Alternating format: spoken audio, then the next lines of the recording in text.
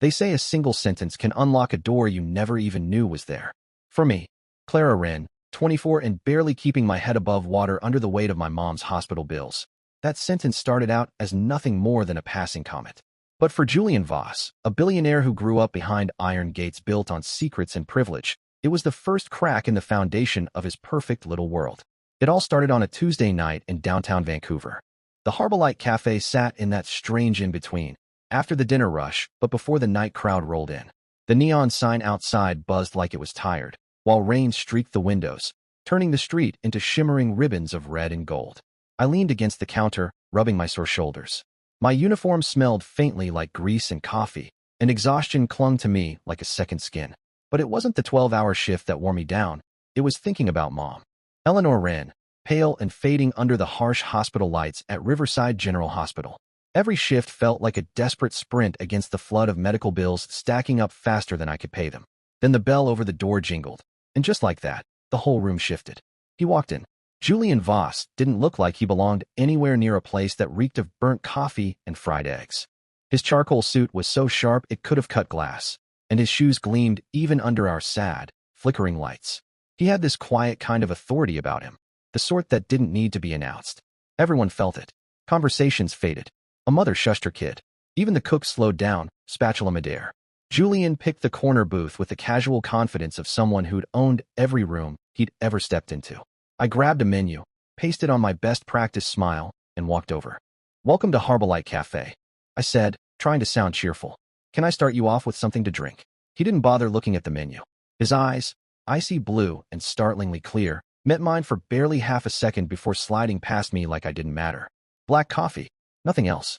His voice was low and rich, the kind that filled a room without trying, like a cello cutting through a bunch of tin whistles.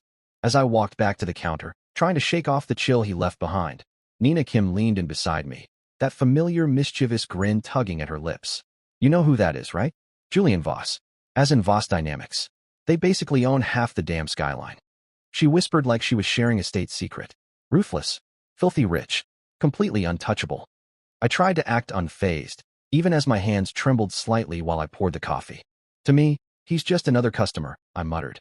Carrying the steaming cup back to his booth, I set it gently on the worn tabletop. "Here you go, sir." And then it happened.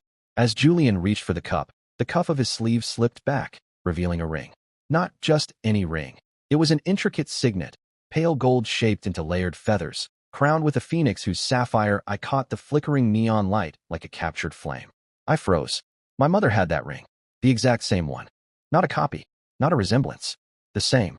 For a moment, I couldn't breathe. In my mind, I saw the little velvet box on her nightstand, the one she refused to sell, no matter how desperate things got. Mom always said it was a promise, a gift from my father before he died.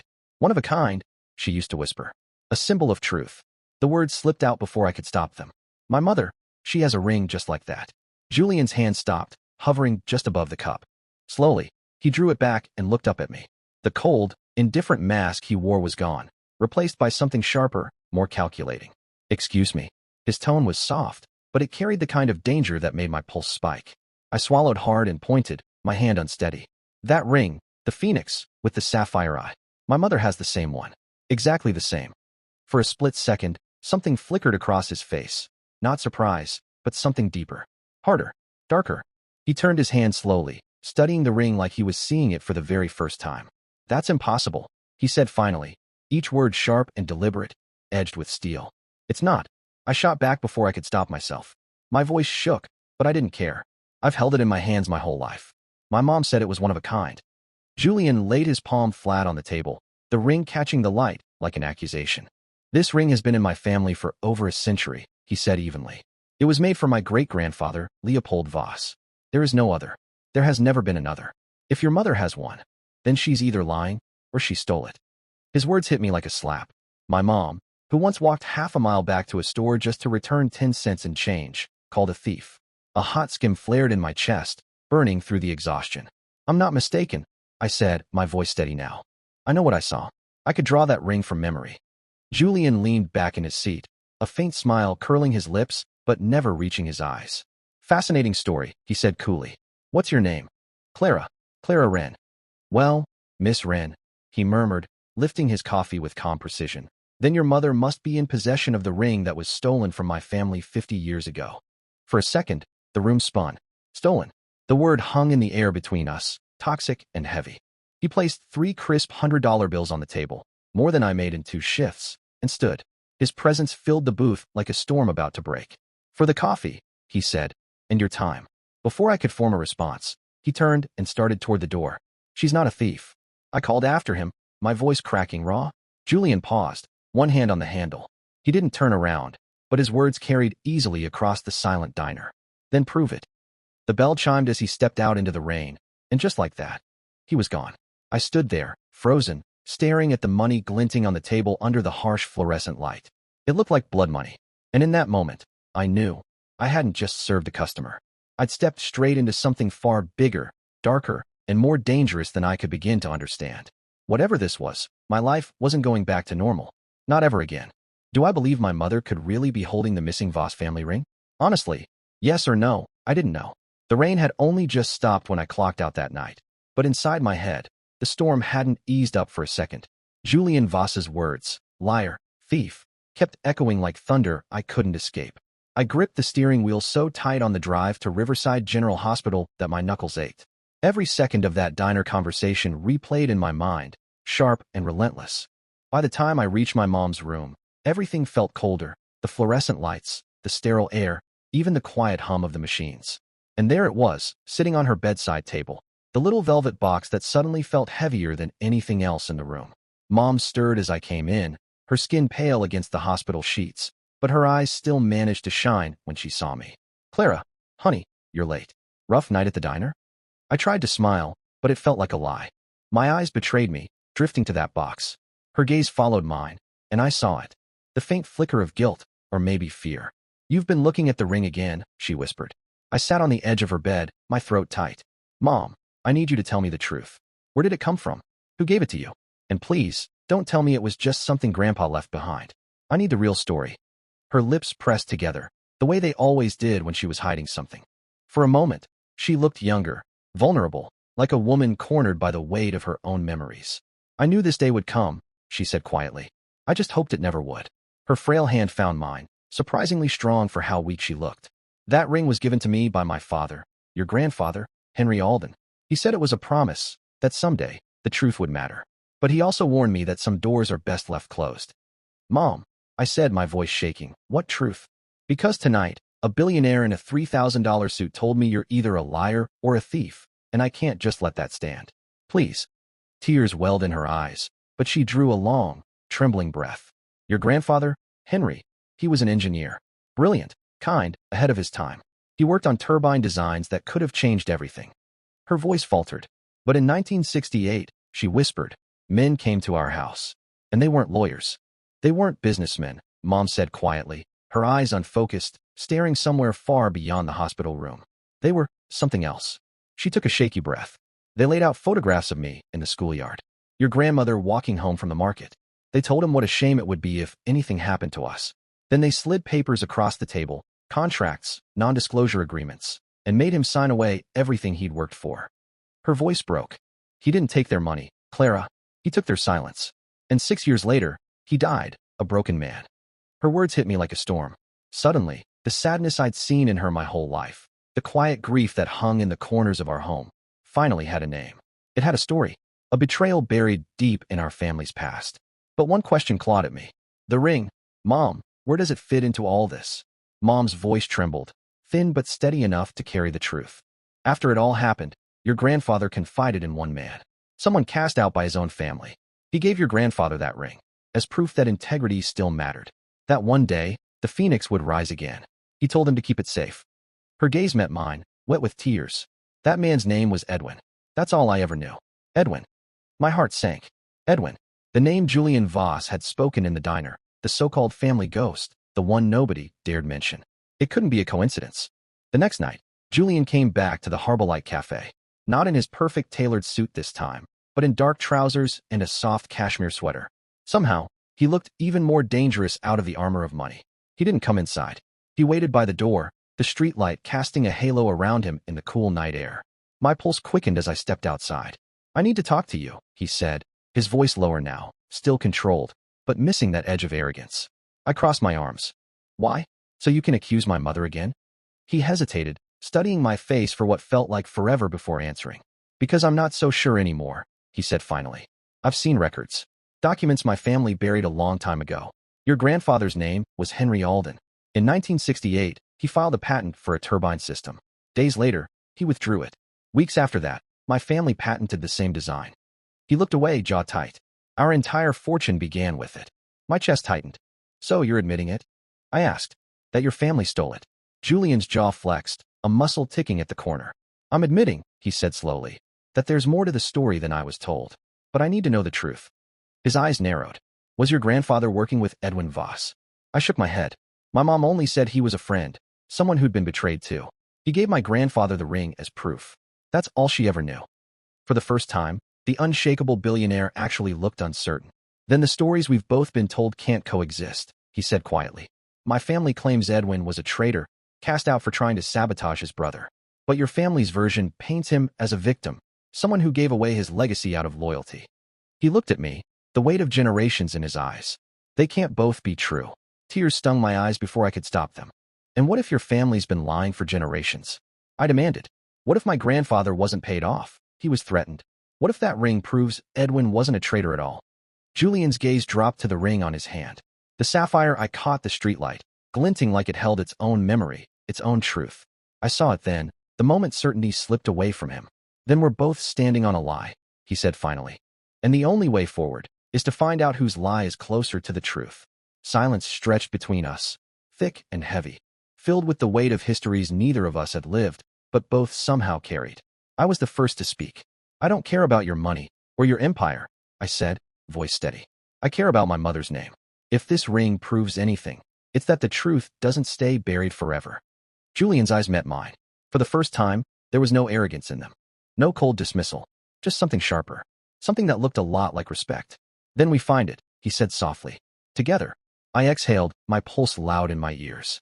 The weight of those words settled deep in my chest. I hadn't chosen this fight, but it had already chosen me. The past was clawing its way back to the surface, and the truth, whatever it was, had teeth. If I were honest with myself, I wasn't sure which scared me more, uncovering it, or leaving it buried. Julian Voss had spent his whole life believing his family's empire was built on brilliance, resilience, and vision. But as he stood across from me that night, under the flickering streetlight outside the Harbolite Cafe, he looked like a man realizing the ground beneath him wasn't solid at all. He'd told me we'd find the truth together. At the time, I thought it was just something people said when they didn't have any answers. But I don't think either of us knew just how deep the rot went. 2 nights later, I walked into a place I never imagined I'd see, the glass-walled office on the 80th floor of Voss Tower. From up there, the city looked unreal, glowing and endless, like someone had spilled a box of stars across the earth. But I wasn't looking at the view. My eyes were on the massive screen stretched across the far wall. An image of an old jeweler's ledger filled it, the faded ink scanned in stunning clarity. Across the top, in looping, elegant script, were the words that made my stomach twist. Commissioned by Silas Voss, 1922, 2 rings. Julian stood next to me, shoulders tense, his voice low but steady. My family always said there was one ring, one heirloom, one symbol of legacy. But the records don't lie. 2 were made. One for the builder, and one for the guardian. I leaned closer, my heart thudding. I'd taken enough French in school to notice something the translation software had missed. It doesn't mean guardian as in caretaker, I said softly. It says guardian of the soul. I pointed to the line in the ledger. These rings weren't meant to divide, Julian. They were made to balance each other. 2 halves of a whole. His jaw tightened as the truth settled in. Which means Edwin Voss, the man my family called a traitor, wasn't the enemy. He looked at me, his voice heavy. He was the rightful half of the legacy. And your grandfather, Henry Alden, carried his proof. The weight of that revelation pressed down on us both. Centuries of power, pride, and deception, all tied to a pair of rings. Before I could respond, Julian's phone buzzed. He glanced down, and his expression hardened instantly. It's my cousin, Caleb, he said. He wants to meet at the Voss Foundation Gala. He hesitated, reading the message again. He knows something. And if I'm right, he'll do anything to make sure it stays buried. The gala was at the Sterling Hall, a ballroom dripping in chandeliers, gold trim, and enough false glitter to hide 1,000 sins. And I had a feeling we were about to dig one of them up. Wealthy donors and politicians milled around the ballroom, champagne glasses chiming and cameras popping like controlled fireworks. Caleb Voss played the perfect host. Smile, handshake, practiced warmth. But when his eyes landed on Julian across the room, that smile slipped for a second. He hadn't expected to see me beside Julian. We pushed through the crowd and stopped just a few feet from Caleb. His polished mask was already starting to crack. Julian spoke calm and cold, but every word landed like a blade. We know about Edwin Owen Voss. We know he was erased. And we know this fortune was built by silencing men like Henry Alden. The chatter cut off. Caleb's laugh sounded thin and forced. Julian, you've lost your mind, he hissed. Dragging some waitress into our family business, spinning ghost stories at a charity gala. Do you even hear yourself? I stepped forward, my voice steady and loud enough that the small cluster around us fell silent. My grandfather wasn't a ghost, I said. He was threatened into silence.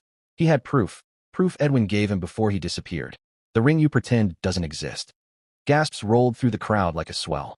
Before Caleb could retort, a frail voice rose from the entrance and cut through the noise. Your fairy tale cost my father his life. Everyone turned. My mother, Eleanor Wren, sat in a wheelchair, eyes burning with more fire than her body looked able to hold. The room buzzed with whispers as they wheeled her forward, me at her side. She lifted her chin and spoke, voice trembling but clear. Arthur Voss sent men to our house. He threatened us. He stole my husband's work and left him broken. Right then, a projection lit up behind the stage, the scan ledger page Julian had found. The entry for the 2 rings glowed on the screen, the name Owen written in the margin. The proof was no longer hidden. It sat there for everyone to see. Caleb went white. The charm he wore snapped like glass. He whirled on Julian, rage and fear mixed together. Do you know what you've done? He snarled. I've kept this family's empire safe. You, and your pathetic waitress, are about to burn it all down. Do you want to destroy us? The question hung in the chandelier-lit air, heavy and dangerous. His words caught on the open microphone and rippled through the room like a shockwave. The silence that followed was heavier than stone. Every guest, every reporter, every camera, all of them caught the rage in Caleb's voice and the truth in my mother's. The Voss empire wasn't built on honor. It was built on fear, betrayal, and lies. By the time the night ended, Caleb Voss's carefully polished world had crumbled right in front of the people he'd spent his life trying to impress. The next morning, headlines tore across New York, exposing everything. The corruption, the cover-ups, the legacy of silence that had built the Voss name. But somewhere in that chaos, something new was being born.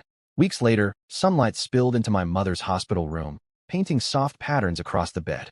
For the first time in years, she smiled. I sat beside her, holding her hand, when Julian walked in. He wasn't the same man who had walked into the diner that night. The sharp edges were gone, the arrogance stripped away. He was quieter now, real. He placed a leather-bound folder on the table and spoke softly. The Edwin Owen Voss Foundation, he said. It'll fund inventors and dreamers who've been silenced. A large part of my family's fortune will go to it. He paused, his gaze flicking to my mother. And the first honorary beneficiary will be the estate of Henry Alden. Tears filled her eyes as she rested her hand gently over his. You've honored him, she whispered. You've honored them all. Then Julian turned to me. Slowly, he slid the phoenix ring from his finger and set it down beside the one my mother had guarded all these years. 2 rings, 2 promises, finally reunited after a century apart. His eyes met mine. One was for the builder, he said quietly. One for the guardian. My family built an empire, but somewhere along the way, we lost our soul. He held my gaze. Help me bring it back. I looked at the twin rings glinting side by side. A legacy reborn not from greed, but from truth. For the first time in my life, I felt hope press stronger than despair. I lifted my chin, my voice steady. Yes, I said. Let's give them a legacy worth believing in. The story that began in a quiet diner had torn open the lies of a dynasty.